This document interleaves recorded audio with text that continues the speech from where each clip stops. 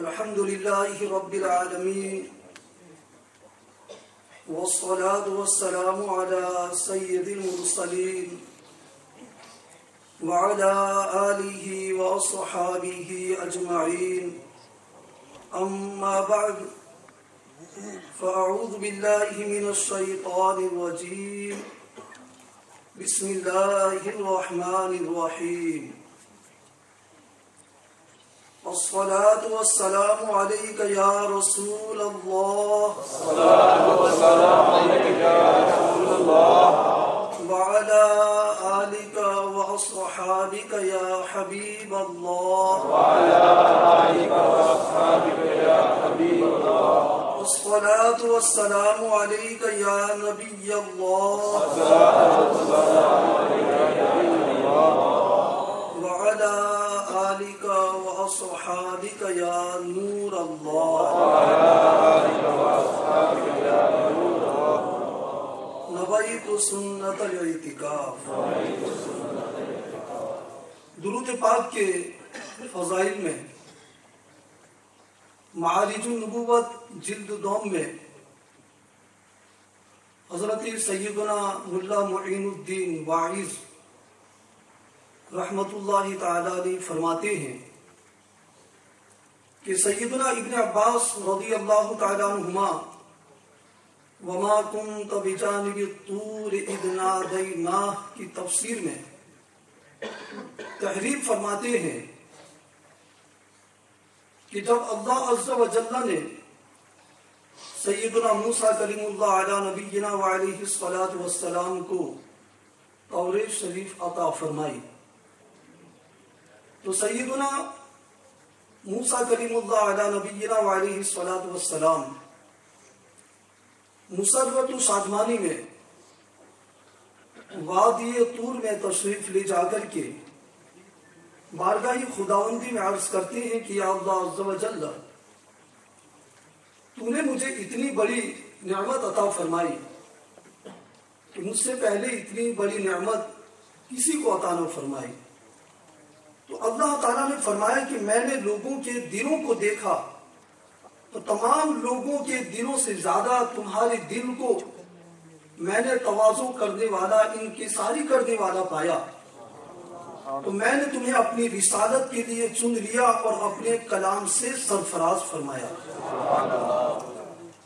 فخذ ما آتیتک وکن من الشاکرین ومت علی التوحید وعلی حب سیدنا محمد صلی اللہ تعالی علیہ وآلہ وسلم. تو جو میں تمہیں عطا فرماؤں اسے لے لو اور شکر کرنے والوں میں سے ہو جاؤ اور میری توحید اور محمد مصطفیٰ صلی اللہ تعالی علیہ وآلہ وسلم کی محبت پر اپنی زندگی گزار دو. تو انہوں نے عرض کیا کہ اللہ عز و جل محمد مصطفیٰ صلی اللہ تعالی علیہ وآلہ وسلم کون ہے کہ اپنی توحید کے ساتھ تو نے ان کی محبت کو وابستہ کی ہوئی ہے. تو ارشاد فرمایا کہ محمد الرسول اللہ صلی اللہ تعالی علیہ وآلہ وسلم وہ ہیں کہ تمام مخلوق کی پیدائش سے 2000 سال پہلے میں نے عرش اعظم کے کنگروں پر ان کا نام لکھ دیا. ان کا نام 2000 سال پہلے عرش اعظم کے کنگروں پر لکھ دیا. تو اگر تم میرا اتنا قرب چاہتے ہو جتنا تمہارا کلام تمہاری زبان سے اور تمہارا خیال تمہارے دل سے اور تمہاری روح تمہارے بدن سے اور تمہاری سماعت تمہارے کانوں سے اور تمہاری آنکھوں کی روشنی تمہاری آنکھوں سے اور تمہاری آنکھوں کی سیاہی تمہاری آنکھوں کی سفیدی سے تو میرے محبوب صلی اللہ تعالی علیہ وآلہ وسلم کی بارگاہ میں کثرت کے ساتھ درود پاک پڑھا کرو اور بنی اسرائیل کو یہ پیغام دے دو کہ جو شخص میری بارگاہ میں میرے محبوب صلی اللہ تعالی علیہ وآلہ وسلم کی رسالت کا انکار کرتے ہوئے حاضر ہوگا تو میں اسے آتش دوزخ کے حوالے کر دوں گا اور میں اسے مردود بنا دوں گا اور اپنے دیدار سے اسے محروم کر دوں گا اور کوئی فرشتہ اس پر رحم نہ کرے گا اور کوئی نبی اس کی شفاعت نہ فرمائے گا، اور فرشتے اس کے لیے دوزخ کے دروازے کھول دیں گے۔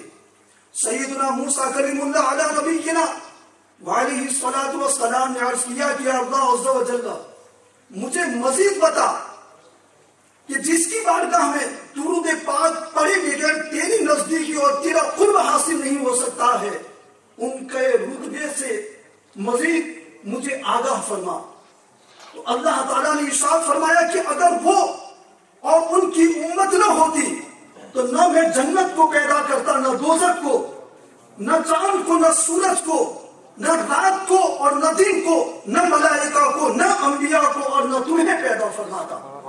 سیدنا موسیٰ کلیم اللہ علی نبینا وعلیہ الصلاۃ والسلام نے عرض کیا کہ اللہ عز و جل میں تیرا زیادہ محبوب ہوں، یا محمد الرسول اللہ صلی اللہ تعالیٰ علیہ وآلہ وسلم زیادہ محبوب ہیں۔ اللہ تعالیٰ نے ارشاد فرمایا تم میرے کلیم ہو اور وہ میرے حبیب ہے۔ عرض کیا کلیم اور حبیب میں فرق کیا ہے؟ ارشاد فرمایا کلیم 40 دن تک مسلسل روزے رکھے اور راتوں میں قیام کرے، تب جا کر کے وہ طور سینا پر جائے اور میں اس سے کلام فرماؤں، اور میرا حبیب بستر استراحت پر آرام فرما ہو، اور میں جبرائیل علیہ السلام کو بھیجوں اور وہ پلک جھپکنے میں میری بارگاہ میں حاضر ہو جائے، اور میں اس سے فکان قاب قوسین و ادنیٰ کی مقام پر کلام فرماؤں۔ صلو علی الحبیب صلی اللہ تعالی علی سیدنا محمد صلی اللہ تعالی علیہ وآلہ وسلم۔ سبحان اللہ، آج کے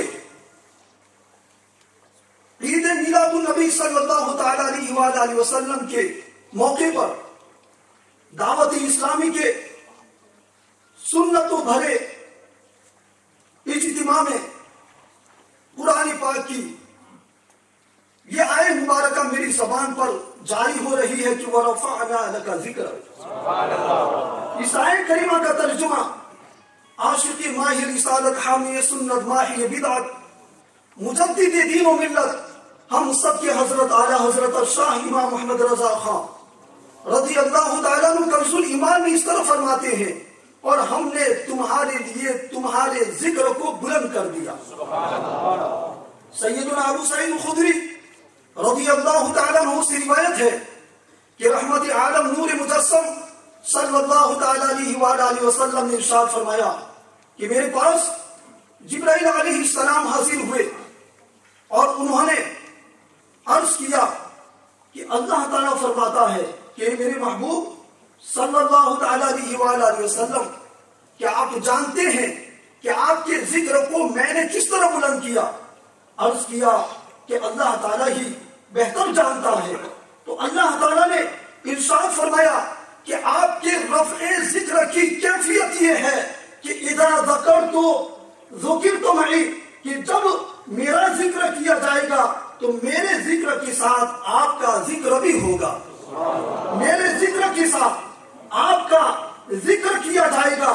اور ہم دیکھ رہے ہیں کہ مصطفیٰ کا ذکر مکبر کی تکبیروں میں ہے، مصطفیٰ کا ذکر مؤذن کی اذانوں میں ہے، مصطفیٰ کا ذکر مصلی کی نمازوں میں ہے، مصطفیٰ کا ذکر عابد کی عبادت میں ہے، مصطفیٰ کا ذکر عارف کی معرفت میں ہے، مصطفیٰ کا ذکر سالک کی طریقت میں ہے، مصطفیٰ کا ذکر قرآن عظیم کی سورتوں میں ہے، مصطفیٰ کا ذکر تورات کے اوراق پر ہے، مصطفیٰ کا ذکر زبور کے صفحات پر ہے، مصطفیٰ کا ذکر انجیل کے پاروں میں ہے، مصطفیٰ کا ذکر مدرس کی تدریس میں ہے، مصطفیٰ کا ذکر مقرر کی تقریر میں ہے، مصطفیٰ کا ذکر مفسر کی تفسیر میں ہے، مصطفیٰ کا ذکر مؤرخ کی تاریخ میں ہے، مصطفیٰ کا ذکر مدبر کی تدبیر میں ہے، مصطفیٰ کا ذکر جنت کے نظاروں میں ہے، مصطفیٰ کا ذکر دنیا کی نظاروں میں ہے، مصطفیٰ کا ذکر چاند کی چاندنی میں ہے، مصطفیٰ کا ذکر سورج کی شعاعوں میں ہے، مصطفیٰ کا ذکر کوثر کی پیالوں میں ہے، مصطفیٰ کا ذکر لالا زاروں میں ہے، مصطفیٰ کا ذکر گلشن کی بہاروں میں ہے، مصطفیٰ کا ذکر دریا کی روانی میں ہے، مصطفیٰ کا ذکر سمندر کی سیلانی میں ہے، مصطفیٰ کا ذکر موجوں کی طغیانی میں ہے، مصطفیٰ کا ذکر دریا کی مچھلیوں کی زبانوں پر ہے، مصطفیٰ کا ذکر پرندوں کی زبانوں پر ہے، مصطفیٰ کا ذکر جانوروں کی زبانوں پر ہے، مصطفیٰ کا ذکر درندوں کی زبانوں پر ہے، مصطفیٰ کا ذکر کائنات کی ذرے ذرے میں ہے. اسی لیے تو میرے اعلیٰ حضرت علی رحمہ فرماتے ہیں مٹ گئے مٹتے ہیں مٹ جائیں گے آدھا تیرے نہ مٹا ہے نہ مٹے گا کبھی چڑھتا تیرا. مصطفیٰ کے ذکر کو مٹانے کے لیے اذان کو مٹانا پڑے گا. مصطفیٰ کے ذکر کو مٹانے کے لیے تکبیر کو مٹانا پڑے گا. مصطفیٰ کے ذکر کو مٹانے کے لیے حج کو مٹانا پڑے گا. مصطفیٰ کے ذکر کو مٹانے کے لیے نمازوں کو مٹانا پڑے گا. مصطفیٰ کے ذکر کو مٹانے کے لیے قرآن عظیم کو مٹانا پڑے گا. ان چیزوں کو مٹانا ناممکن ہے. تو پتا چلا کہ مصطفیٰ جان رحمت صلی اللہ تعالیٰ علیہ وسلم کے ذکر کو بھی مٹانا ناممکن ہے. اسی لیے تو اعلیٰ حضرت فرماتے ہیں کہ رفعت ذکر ہے تیرا حصہ دونوں عالم میں ہے تیرا چرچا. مرغ فردوس پس از حمد خدا تیری ہی مدح سرا کرتے ہیں. تو ہے خورشید رسالت پیارے چھپ گئے تیری ضیاء میں تارے. انبیاء اور ہیں سب مہپارے تجھ سے ہی نور لیا کرتے ہیں. نعرہ تکبیر، نعرہ رسالت، نعرہ رسالت، نعرہ رسالت، نعرہ حیدری، مائل سنت، جشن عید میلاد النبی. آج ہم اسی ہستی کہ عید میلاد النبی صلی اللہ علیہ وسلم کے موقع پر مسرت و شادمانی اور خوشیوں کی اظہار کے لیے جمع ہوئے ہیں کہ جو دنیا میں تشریف لائے تو زبان پر رب حبل امتی کی صدائے رہی ہو. وقت پیدائش بت خانے ویران ہو گئے ہوں اور تمام بت منہ کے بل گر گئے ہوں. جن کی حق بیانی اور امانت دانی کی گواہی کفار دیتے ہوں. جن کی بارگاہ کے حضرت جبرائیل امین خادم ہو. وہ اگر نرم ریت پر چلے تو نقش قدم نہ بنے اور اگر سخت پتھر پر چلے تو نقش قدم بن جائے. اگر اشجار کی جھرمٹ میں جائیں تو وہ آپ کو سلام کرے. اگر اجہار کے قریب جائیں تو اجہار آپ سے کلام کرے. حق تو یہ ہے کہ جانور ان کی بارگاہ میں جائیں تو سجدہ کرے. کنکروں کو اشارہ فرمائیں تو کلمہ گو ہو جائے. مردہ کو حکمت دے تو زندہ ہو جائے. اگر مٹھی پر مٹی کفار کی اوپر پھینکے تو تیر سے زیادہ کام کرے. جب وہ پیارے باہر نکلے تو ابر رحمت ان پر سایہ فگن ہو جائے. اگر انگشت مبارکہ کا اشارہ ہو جائے تو بادل چھا جائے اور موسلا دھار بارش ہونے لگے. اگر اسی انگشت مبارکہ کا اشارہ ہو جائے تو بادل پھٹ جائے اور بارش بند ہو جائے. اگر اسی انگشت مبارکہ کا اشارہ ہو جائے تو چاند کے 2 ٹکڑے ہو جائے. اگر اسی انگشت مبارکہ کا اشارہ ہو جائے تو ڈوبا ہوا سورج پلٹ آئے. گھرس کے پتھر اور کنکریوں کا آپ کے دست اقدس پر تسبیح و تحلیل کرنا. حجر اسود کا آپ کو سلام کرنا. ستون حملانہ کا آپ کے فراق میں گریہ وزاری کرنا. مختصر یہ ہے کہ جتنے بھی کمالات و فضائل و معجزات و خصائص تمام انبیاء کرام علیہ السلام کو عطا کیے گئے وہ تمام بدرجہ عدم حضور پر نور شفیعنا یوم النشور صلی اللہ تعالیٰ علیہ وسلم کی ذات پاک ستودہ صفات میں موجود ہے. اسی لیے تو کسی شاعر نے کیا خوب کہا ہے کہ لا يمكن الثناء كما كان حقه بعد از خدا گزرت ہوئی قصہ مختصر. اور اعلیٰ حضرت علی رحمہ فرماتے ہیں کہ فرش والے تیری شوکت کا علو کیا جانے خسروا عرش پہ اڑتا ہے فریرا تیرا. ہاں دوستو میں اسی سید الابرار کا نام لے رہا ہوں جو مقتدائی محقق اور دانائی مدقق ہے. وہ حقیقت کی ادراک میں کامل تھا. فعلمت علم الاولین والآخرین کے پیش نظر اسے طریقت کا مقتدا اور حقیقت کا رہنما ماننا ہی پڑے گا.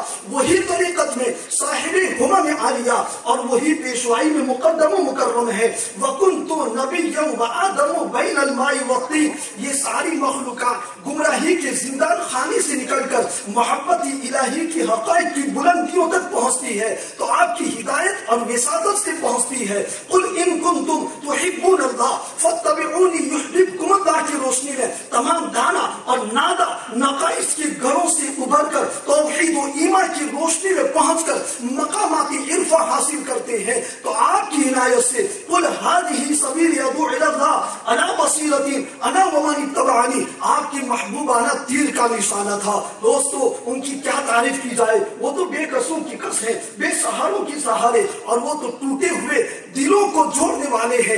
اسی لیے تو شہزادے اعلیٰ حضرت مرشد برحق جلوہ قدرت حضور مفتی اعظم ہند محمد مصطفیٰ رضا خان رضی اللہ تعالیٰ عنہ کیا خوب لکھتے ہیں.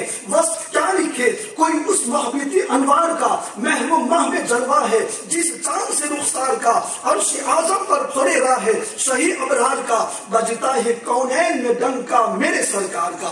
انہی خوبیوں انہی کمالات کی بنا پر اللہ تعالیٰ نے ارشاد فرمایا قل بفضل اللہ وبرحمتہ فبذلک فلیفرحوا هو خیر مما یجمعون۔ اس آیت کریمہ کا ترجمہ اعلیٰ حضرت علی رضا کنز الایمان میں کچھ اس طرح فرماتے ہیں، تم فرماؤ اللہ ہی کے فضل، اسی کی رحمت، اسی پر چاہیے کہ خوشی کریں، وہ ان کے سب دھن دولت سے بہتر ہے۔ اللہ تعالیٰ نے اپنے فضل اور اپنی رحمت کے ملنے پر خوشیوں کی اظہار کا حکم دیا، خوشیاں کرو، مسرت و شادمانی کا اظہار کرو۔ اب یہاں پر شاید شیطان وسوسہ دلا سکتا ہے کہ یہاں تو فضل اور رحمت کی ملنے پر خوشیوں کی منانے کا حکم دیا گیا ہے کہ جب ہمیں اللہ تعالیٰ اپنا فضل عطا فرمائے، جب اس کی رحمت ہمیں ملے تو فضل و رحمت کے ملنے پر ہمیں مسرت و شادمانی کا اظہار کرنا چاہیے۔ یہ کیا بات ہے کہ حضور صلی اللہ تعالیٰ علیہ وسلم کی ولادت مبارکہ کی خوشی منا رہے ہیں اور آپ اس آیت کریمہ سے ثبوت پیش کر رہے ہیں۔ تو دوستو میں ثابت کرتا ہوں قرآن پاک ہی سے کہ حضور صلی اللہ تعالیٰ علیہ وسلم ہمارے لیے رحمت بن کر کے بھی تشریف لائے اور فضل بن کر کے بھی تشریف لائے۔ قرآن پاک میں ہے وَلَوْلَا فضل اللہ علیکم ورحمتہ لاتبعتم الشیطان الا قلیلا، اور اگر تم پر اللہ کا فضل اور اس کی رحمت نہ ہوتی تو ضرور تم شیطان کے پیچھے لگ جاتے مگر تھوڑے۔ اس آیت کریمہ میں اللہ تعالیٰ نے ارشاد فرمایا کہ اگر تم پر میرا فضل نہ ہوتا، میری رحمت نہ ہوتی تو سوائے چند کے سب شیطان کے پیچھے لگ جاتے، شیطان کے بندے بن جاتے، لیکن میرا فضل ہوا، میری رحمت ہوئی، جس کی وجہ سے تم نے شیطان کی پیروی نہ کی، شیطان کی اتباع نہ کی۔ اب آئیے ہم دیکھتے ہیں اس آیت کریمہ میں فضل سے مراد کیا ہے، رحمت سے کیا مراد ہے۔ حضرت سیدنا صدر الافاضل سیدنا نعیم الدین مراد آبادی رحمت اللہ تعالیٰ علیہ تفسیر خزائن العرفان میں فرماتے ہیں کہ فضل سے حضور صلی اللہ تعالیٰ علیہ وسلم کی بعثت مراد ہے اور رحمت سے قرآن پاک کا نزول مراد ہے۔ تو مطلب یہ ہوا کہ اگر میرے محبوب صلی اللہ تعالیٰ علیہ وسلم تشریف نہ لاتے اور قرآن پاک کا نزول نہ ہوتا تو تم میں سے سوائے چند کے سب شیطان کی اتباع کرتے، شیطان کے پیچھے لگ جاتے۔ تو اس آیت کریمہ سے معلوم ہوا کہ حضور صلی اللہ تعالیٰ علیہ وسلم ہمارے لیے فضل بن کر کے تشریف لائے۔ اور قرآن پاک کی ایک آیت کریمہ تو اتنی مشہور ہے کہ مسلمانوں کا بچہ جانتا ہے۔ قرآن پاک میں ارشاد ہے وما ارسلناک الا رحمۃ للعالمین۔ اس آیت کریمہ سے یہ ثابت ہوتا ہے کہ حضور صلی اللہ تعالیٰ علیہ وسلم ہمارے لیے رحمت بن کر کے تشریف لائے۔ تو اب آپ ملائیں کہ اللہ تعالیٰ نے ارشاد فرمایا کہ میرے فضل اور میری رحمت کے ملنے پر خوب خوشیاں مناؤ کہ یہ تمہاری جمع کی ہوئی دولت سے بہتر ہے۔ تو صاف واضح یہ مطلب نکلتا ہے کہ میرے محبوب کی آمد مبارکہ کے موقع پر، میرے محبوب کی ولادت مبارکہ کے موقع پر تم خوب خوشیاں مناؤ، یہ تمہاری جمع کی ہوئی پونجی سے جمع کی ہوئی دولت سے بہتر ہے۔ سبحان اللہ، اللہ اکبر، یا رسول اللہ، مرحبا مرحبا مرحبا مرحبا مرحبا مرحبا مرحبا مصطفیٰ مرحبا۔ سیدنا امام حسن بصری رحمت اللہ تعالی علیہ فرماتے ہیں النعمت الکبریٰ علی العالم کی یہ روایت ہے کہ اگر میرے پاس احد پہاڑ کی برابر سونا ہو تو میں اس سونے کو بھی میلاد النبی صلی اللہ تعالیٰ علیہ وسلم پر خرچ کر دوں۔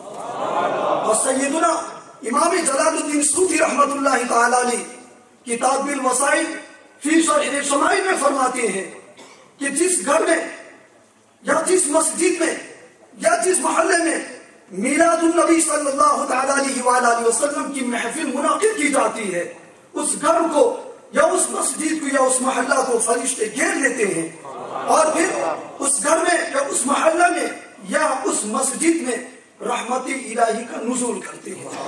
اور سیدنا امام شافعی رحمت اللہ تعالی علیہ فرماتے ہیں کہ جو میلاد النبی صلی اللہ تعالی علیہ وسلم کی محفل کے انعقاد کے لیے دوستوں کو جمع کرے، کھانا تیار کرے اور میلاد النبی صلی اللہ تعالیٰ علیہ وآلہ وسلم کی محفل کا انعقاد کیا جائے، تو آپ فرماتے ہیں کہ اللہ تعالیٰ قیامت کے دن اس کا حشر صدیقین، شہداء اور صالحین کے ساتھ فرمائے گا اور اس کا مقام جنت نعیم میں ہوگا۔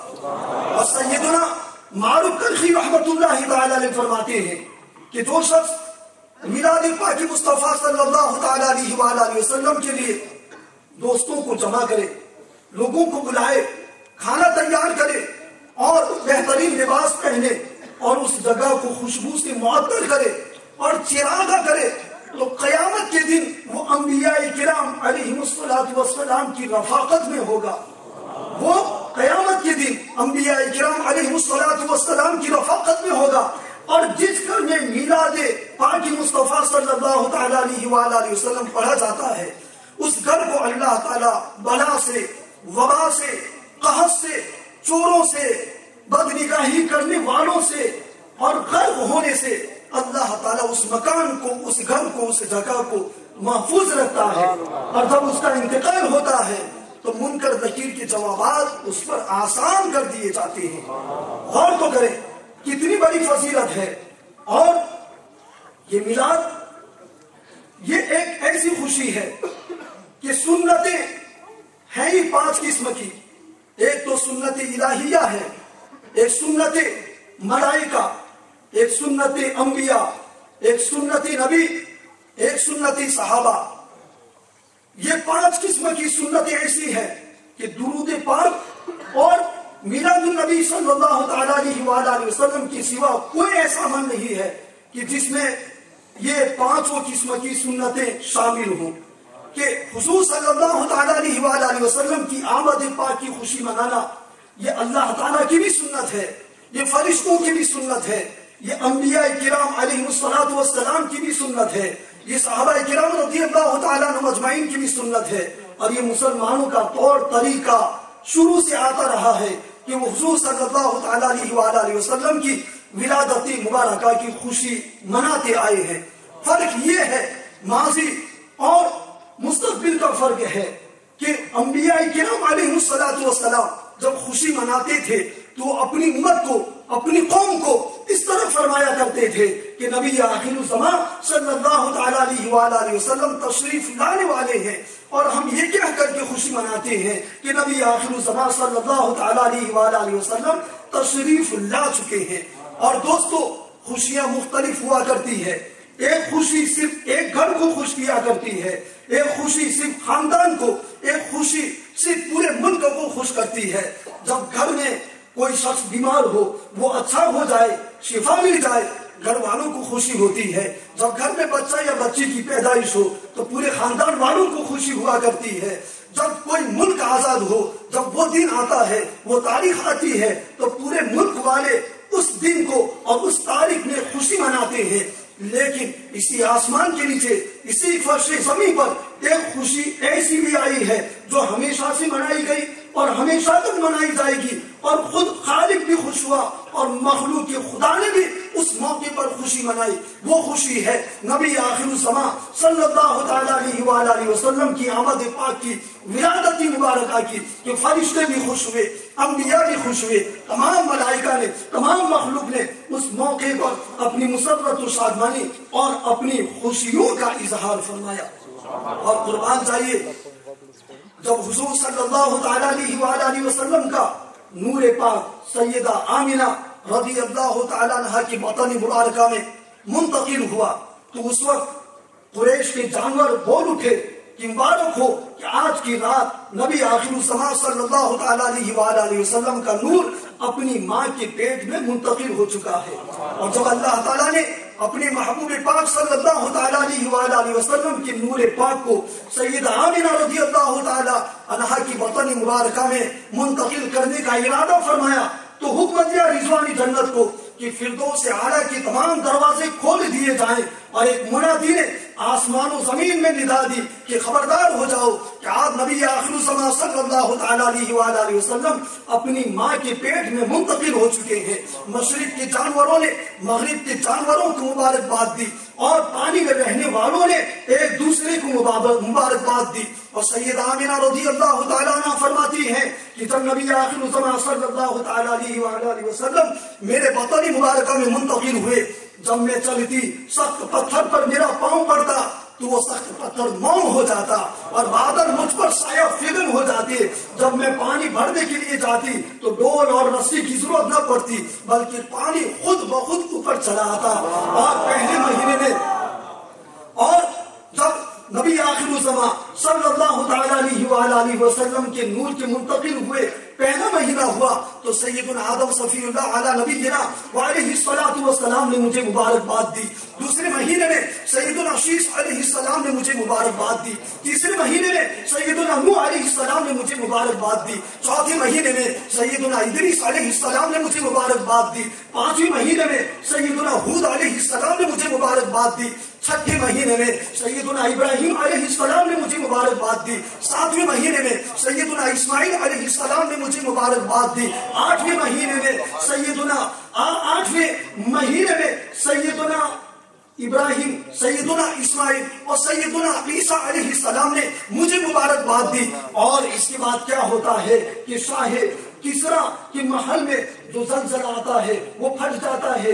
ایوان کسرا کے محل میں اور اس کے کنگرے ٹوٹ کر گر پڑتے ہیں، زلزلہ آ جاتا ہے اور وہ آتش کدا جو 1000 سال سے جل رہا تھا وہ بجھ جاتا ہے۔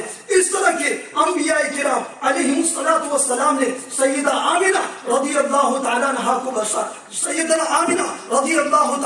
بشارت دی، مبارکباد دی۔ تو معلوم ہوا کہ مبارکباد دینا، یہ بشارت دینا، ایک دوسرے کے سامنے خوشیوں کا اظہار کرنا، یہ تو انبیاء کرام علیہ الصلوۃ والسلام کی سنت مبارکہ ہے۔ اور آپ کو پتا ہے کہ اس موقع پر جب حضور صلی اللہ تعالیٰ علیہ وآلہ وسلم کا نور مبارکہ اپنے ماں کے پیٹ میں منتقل ہوا تو سیدنا عبداللہ رضی اللہ تعالیٰ عنہ کا انتقال ہو گیا، اور اس سے پہلے آپ کی ساس کا بھی انتقال ہو جاتا ہے، اور صرف سیدنا عبد المطلب رضی اللہ تعالیٰ عنہ تھے، وہ بھی طواف کعبہ میں مصروف تھے۔ جب ولادت مبارکہ کا زمانہ ہوتا ہے گھر میں کوئی نہیں ہوتا ہے سوائے سیدہ آمنہ رضی اللہ تعالیٰ عنہ کے۔ عورتوں کو اس وقت مدد کی ضرورت پڑتی ہے، ہیلپ کی ضرورت پڑتی ہے، اس وقت وہ تنہا ہے، گھبراتی ہے۔ سیدنا جبرائیل علیہ السلام اللہ تعالیٰ کی بارگاہ میں حاضر ہوتے ہیں، عرض کرتے ہیں یا اللہ عز و جل، تیرے پیارے محبوب پاک صلی اللہ تعالیٰ علیہ وآلہ وسلم کی ولادت مبارکہ کا وقت قریب ہو چکا ہے، لیکن اس وقت آمنہ رضی اللہ تعالیٰ عنہ تنہا ہے۔ تو اللہ تعالیٰ نے حکم دیا کہ سیدہ حوا، سیدہ مریم، سیدہ آسیہ اور سیدہ حاجرہ رضی اللہ تعالیٰ عنہن اجمعین، سیدہ آمنہ رضی اللہ تعالیٰ عنہن، سیدہ آمنہ رضی اللہ تعالیٰ عنہ کے پاس حاضر ہو جائیں۔ وہ سب حاضر ہو جاتی ہے۔ سیدنا جبرائیل علیہ السلام بھی تشریف لاتے ہیں۔ سیدہ آمنہ رضی اللہ تعالیٰ عنہ پوچھتی ہیں یہ کون ہے؟ تو سیدہ حوا رضی اللہ تعالیٰ عنہ فرماتی میں حوا ہوں، سیدہ مریم فرماتی میں مریم ہوں، آسیہ فرماتی میں آسیہ ہوں۔ اسی طرح سیدہ حاجرہ رضی اللہ تعالیٰ عنہ اپنا تعارف پیش کرتی ہے۔ یہی عالم تھا کہ سیدنا جبرائیل علیہ السلام ایک شربت پیش کرتے ہیں۔ سیدہ آمنہ رضی اللہ تعالیٰ عنہ فرماتی ہے وہ دودھ سے زیادہ سفید، شہد سے زیادہ میٹھا، مشک سے زیادہ خوشبودار تھا۔ مجھے جبرائیل علیہ السلام نے فرمایا اسے پیجیے۔ جب میں نے پیا تو فرمایا اور پیجیے، میں نے اور پیا۔ اس کے بعد جبرائیل علیہ السلام فرمانے لگے اظہر یا سید المرسلین، اظہر یا خاتم النبیین، اظہر یا شفیع اظہر یا رحمت للعالمین، اظہر یا نور من نور اللہ، بسم اللہ اظہر یا محمد بن عبداللہ۔ اس طرح حضور صلی اللہ تعالیٰ علیہ وآلہ وسلم کی بارگاہ میں صلاۃ السلام عرض کرنے لگے۔ اس کا مطلب یہ ہے کہ یا رسول اللہ صلی اللہ تعالیٰ علیہ وآلہ وسلم اب تشریف لے آئے، اب رونق افروز ہو جائیں، اب رونق افروز ہو جائے، اب تشریف لے آئے۔ جب سیدنا جبرائیل علیہ السلام اس طرح صلاۃ السلام عرض کرنے لگے تو حضور صلی اللہ تعالیٰ علیہ وآلہ وسلم اس طرح اس دنیا میں رونق افروز ہوئے جس طرح طرح 14ویں رات کا چاند ہوتا ہے. آپ دنیا میں تشریف لائے, چمک تجھ سے پاتے ہیں سب پانے والے, میرا دل بھی چمکا دے چمکانے والے. یہ حضور صلی اللہ تعالیٰ علیہ وسلم کی شان ہے کہ جانور بھی ایک دوسرے کو مبارکباد دیتے ہیں, فرشتے بھی مبارکباد دیتے ہیں, انبیاء کرام علیہ السلام بھی مبارکباد دیتے ہیں. اور سیدہ آمنہ فرماتی ہے کہ ولادت مبارکہ کے وقت میں نے دیکھا کہ 3 جھنڈے نصب کیے گئے. ایک جھنڈا کعبہ شریف کی چھت پر, ایک جھنڈا بیت المقدس کی چھت پر نصب کیا گیا, اور ایک جھنڈا میرے گھر کی چھت پر نصب کیا گیا. تو معلوم ہوا کہ جھنڈے نصب کرنا یہ بھی فرشتوں کی سنت ہے, اور جھنڈے لہرانا یہ بھی فرشتوں کی سنت ہے, اور یہ بھی عبادت ہے. تو اس موقع پر ہمیں جھنڈے بھی خوب لہرانے چاہیے کہ آئی ہے جب جب عید میلاد رسول کوئی ہے دنیا کا سب غم عید میلاد رسول. ایک طرف وہ دونوں, یعنی ایک طرف عید الاضحیٰ ہو, ایک طرف عید الفطر ہو, ایک طرف وہ دونوں, ایک طرف ہی ایک, دونوں عیدوں سے ہے افضل عید میلاد رسول. کسر باقی نہ رکھی بس میں ان کا جگمگانے میں, عرب میں چاند نکلا چاندنی پھیلی زمانے میں. کسی شے کی تمنا ہی نہیں ہم کو زمانے میں, مدینہ لکھ دیا جائے ہمارے آب و دانے میں.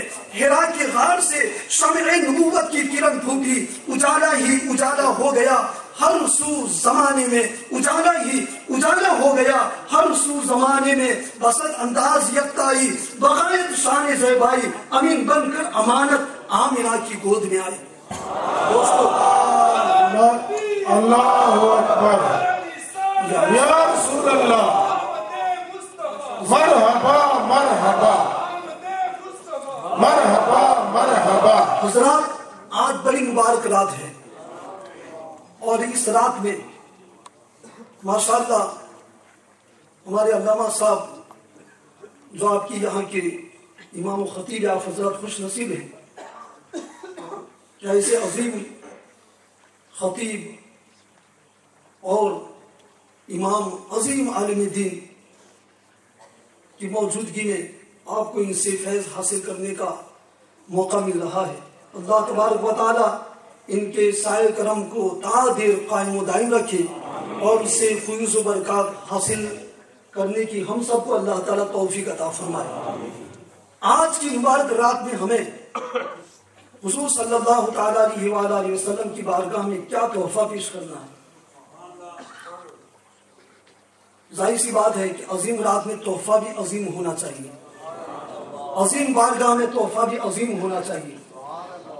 اس کے لیے سب سے بڑا تحفہ تو یہ ہے کہ ہم اپنے تمام گناہوں سے, تمام برائیوں سے, خطاؤں سے, کمزوریوں سے آج کی رات میں سچی توبہ کریں. جو بے نمازی ہے وہ نمازی بن کر کے نماز کا تحفہ حضور صلی اللہ تعالیٰ علیہ وسلم کی بارگاہ میں پیش کریں. جن کی داڑھی نہیں وہ داڑھی رکھ کر کے داڑھی کا تحفہ پیش کریں. جو تلاوت نہیں کرتے تلاوت کر کے تحفہ پیش کریں.